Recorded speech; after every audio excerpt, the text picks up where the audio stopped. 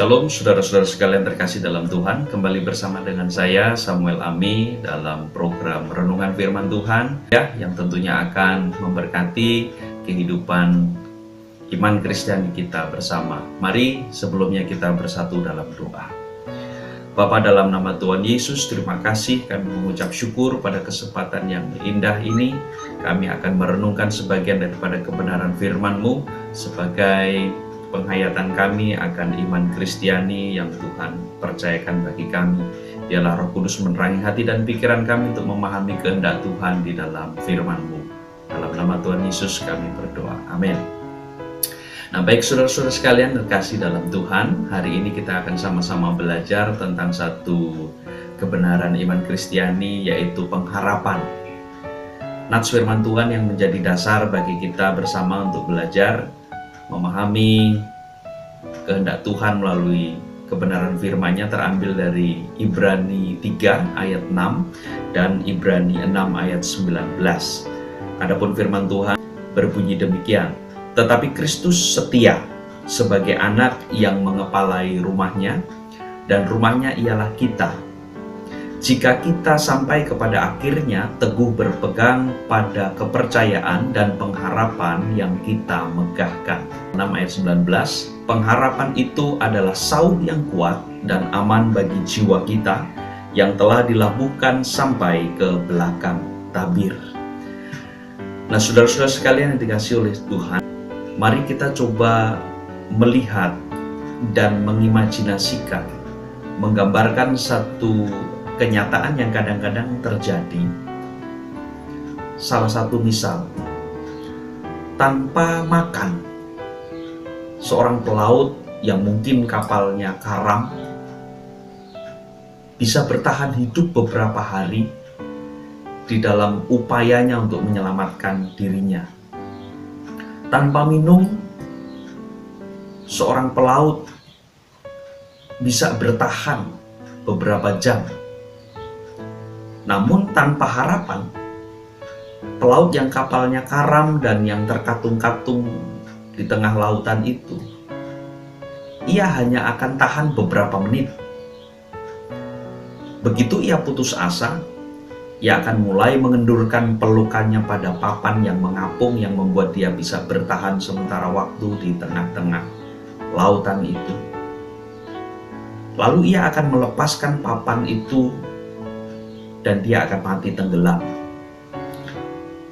Nah, dari kisah ini, dari gambaran imajinasi kisah di mana ketika seorang pelaut kapalnya karam dan dia terapung-apung di tengah lautan,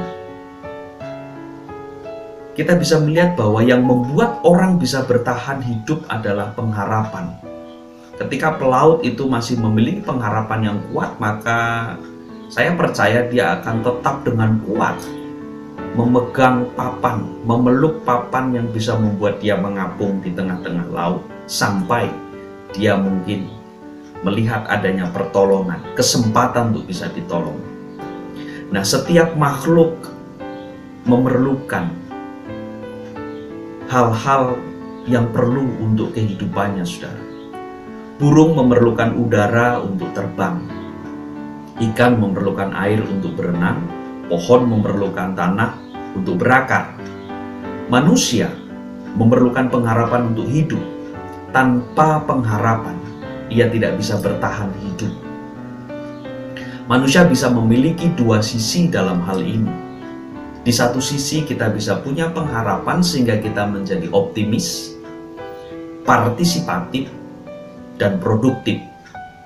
Di lain sisi, kita bisa kehilangan pengharapan sehingga kita menjadi putus asa, apatis, ingin cepat mati, lalu ekstrimnya bunuh diri. Hari-hari ini kita melihat ada begitu banyak sikap yang ditunjukkan oleh orang-orang di tengah-tengah masa pandemi yang terjadi di tengah-tengah kita. Ada dua momok terbesar yang sangat ditakutkan oleh orang-orang pada umumnya hari-hari ini. Momok pertama adalah ketakutan akan kematian.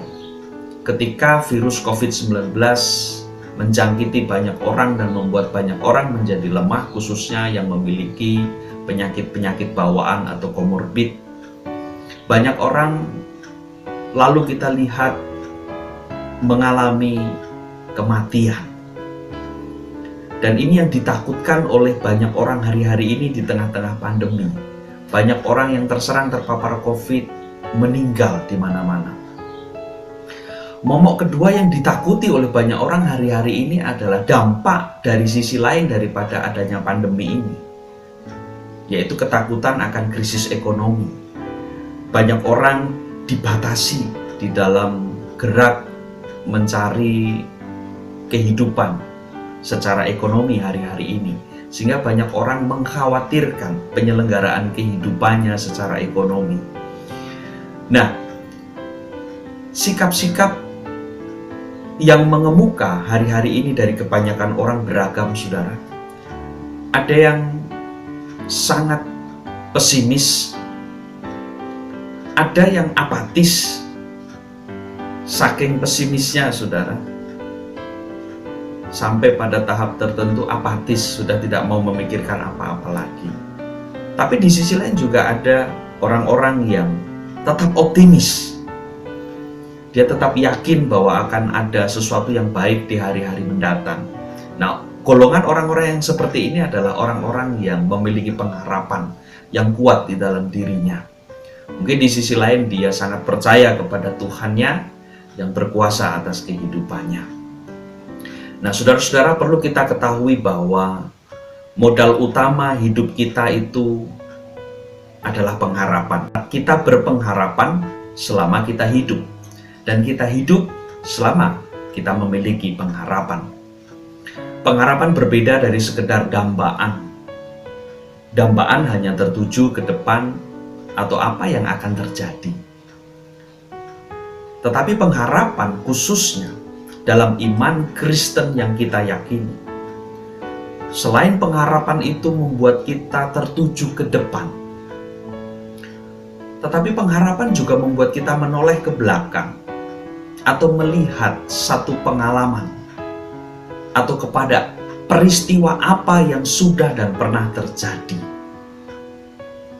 Itulah dimensi pengharapan dalam iman Kristiani. Kebangkitan Kristus menciptakan iman di dalam hidup kita. Kebangkitan Kristus menjadi dasar segala pengharapan kita. Kita berharap kepada Kristus karena Kristus pernah ada di tengah-tengah kehidupan umat manusia. Kristus pernah mati menanggung dosa manusia dan Kristus bangkit dari kematian untuk memberi pengharapan kehidupan. Itu kita hayati ketika kita melihat peristiwa yang pernah terjadi 2021 tahun yang lalu ketika Yesus Kristus ada di tengah-tengah dunia ini. Nah, sebagaimana Tuhan telah menunjukkan karyanya untuk kita dalam kebangkitannya, begitulah kita percaya Tuhan dan menunjukkan karyanya untuk kita dalam tindakan-tindakan Tuhan selanjutnya. Allah akan terus berkarya melalui Kristus sampai klimaks yang berikut, yaitu penggenapan segala karyanya. Sebab itu kita berpengharapan. Jadi berharap dan percaya itu saling berkaitan. Pengharapan inilah yang membuat kita bertahan ketika ditimpa penyakit dan musibah. Demikian juga di tengah-tengah wabah pandemi COVID-19 yang saat ini dialami oleh banyak orang di semua bangsa. Pengharapan bisa mengakibatkan keresahan. Artinya pengharapan tidak selalu menyenangkan, saudara. Keresahan-keresahan itu bisa saja muncul. Pengharapan menimbulkan dampaan untuk pembaharuan, untuk hal yang lebih baik. Ketika kita berharap kita mendambakan sesuatu di depan. Namun justru karena dampaan itulah kita menjadi melek, menjadi sadar, ngeh terhadap keberadaan diri kita yang lama dan yang sedang kita alami hari ini, atau kita kenal dengan istilah status quo. Apa yang saat ini nyatanya sedang terjadi.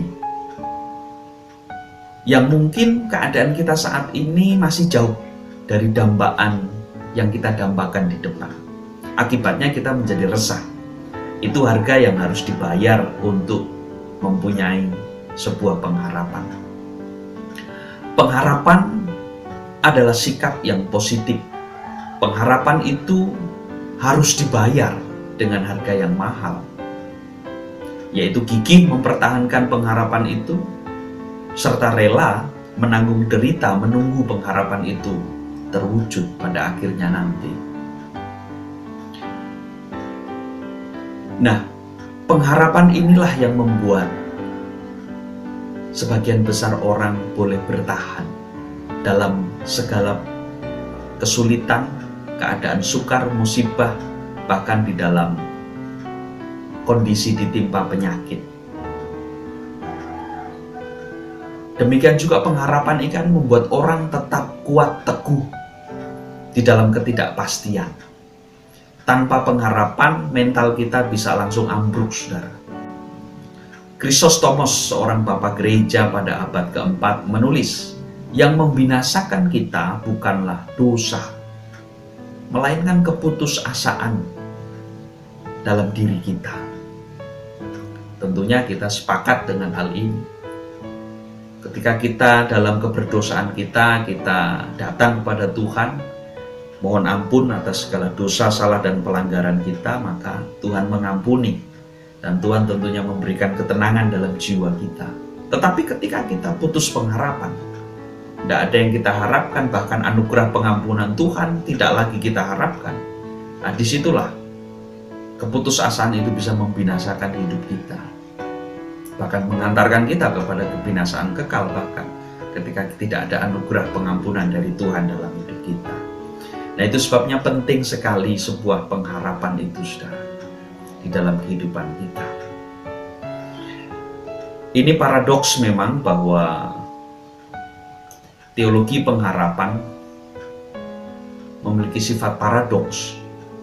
Pengharapan menjadikan orang mendambakan keadaan yang baik, tetapi sekaligus pengharapan itu juga membuat seseorang bisa merasa resah karena yang ada saat sekarang yang sedang dia lihat mungkin adalah keadaan yang masih belum seperti yang dia harapkan. Itu sebabnya perlu untuk kita berjalan di dalam sebuah harapan yang benar.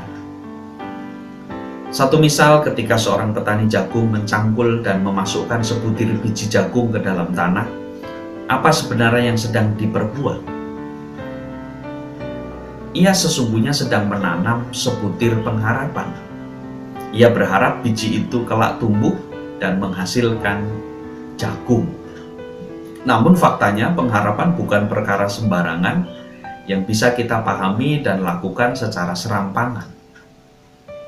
Yang pertama, pengharapan itu harus berdasar.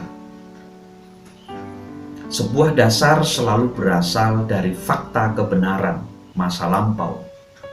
Nah, fakta kebenarannya tentang biji jagung adalah bahwa biji jagung bisa tumbuh dan menghasilkan jagung.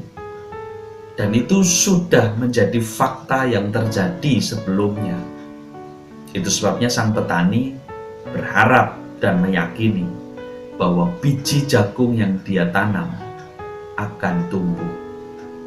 Yang kedua, pengharapan harus disertai usaha nyata, saudara. Pengharapan bukan angan-angan fiksi, hal fiktif belaka, bukan. Pengharapan harus disertai usaha nyata supaya pengharapan itu terjadi atau terwujud. Dituntut ketekunan dalam hal ini, dituntut kerja keras untuk mewujudkan sebuah harapan. Demikian juga yang dilakukan oleh petani tadi ketika dia menanam biji jagung. Tanahnya perlu digemburkan, perlu dipupuk, dia harus menyiram secara rutin, dan dijaga dari gangguan binatang. Nah, yang ketiga, saudara, bahwa pengharapan harus berpijak pada kewajaran. Pengharapan harus berpijak pada kewajaran. Kewajaran waktu. Seperti halnya Jagung tidak mungkin dipanen dalam seminggu. Ada masa waktu yang diperlukan. Kewajaran proses. Jagung tidak mungkin menghasilkan kualitas panenan yang baik kalau langkah-langkah perawatannya sembarangan. Dan yang berikutnya adalah kewajaran hasil. Tidak mungkin sebonggol jagung bisa menghasilkan segerobak besar jagung.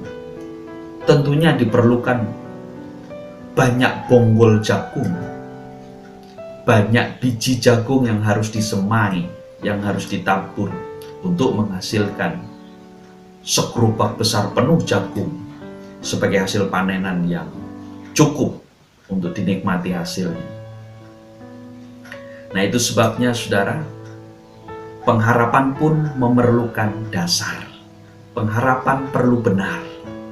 Pengharapan harus disertai usaha nyata. Pengharapan harus berpijak pada hukum kewajaran.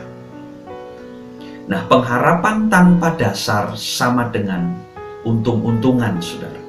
Pengharapan tanpa usaha sama dengan lamunan, fiktif. Pengharapan tanpa kewajaran sama dengan kekecewaan, karena yang diharapkan terlalu melampaui batasan yang ada, yaitu kewajaran. Nabur sedikit, Anda tuai sedikit. Nabur banyak, Anda tuai banyak. Kira-kira seperti itu. Selamat berharap. Tuhan Yesus memberkati kita. Haleluya.